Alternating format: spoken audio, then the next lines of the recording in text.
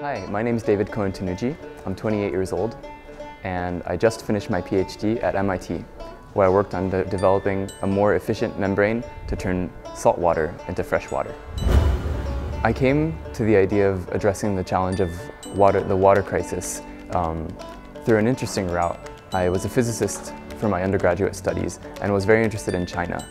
And learning about China and its current environmental problems, I realized how important energy, climate change, and water were going to be in the future.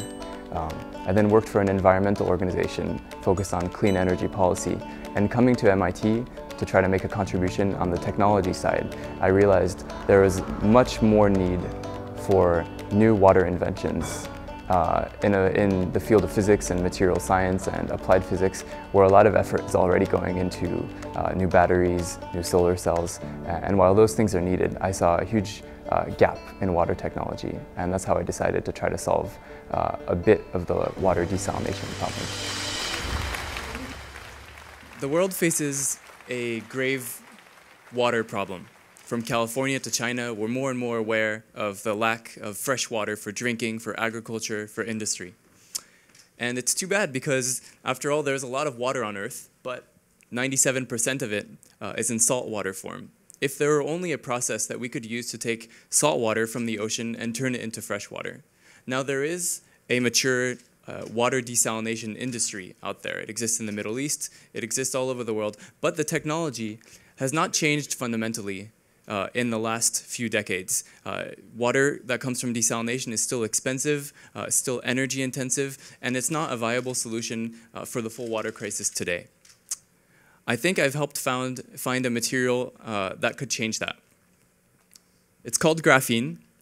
It's shown here in the middle, and it's a 1-atom thick layer of carbon.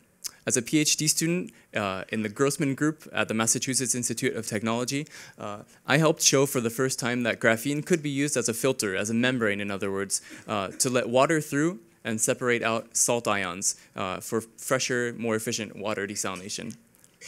Furthermore, in addition to showing that it was possible, what we discovered is that because graphene is 1,000 times thinner than the membranes that are used using polymers today, water can flow much faster than through conventional membranes. What that means is that you can get as much as 2.7 times more fresh water per unit of time if you're desalinating, for example, brackish water. And similarly, graphene is very strong. It's got the tensile strength of diamond.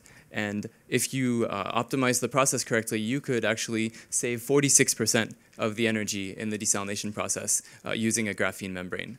So really, the innovation is huge. If we're able to develop it to its fullest, we'll have contributed to the water solutions in the 21st century. But there are also a lot of challenges ahead. In particular, a lot of my work was simulation and theory-based. So I showed it was possible, and I showed what it would have to look like. The next big challenge, of course, is to actually produce a prototype that has pores like this one that are big enough for water molecules to go through and small enough to reject salt ions. That's something that my research group at MIT and numerous other research groups in universities and large companies around the world are now working on full-time with this objective of taking nanotechnology and passion and addressing the problems of water in the 21st century.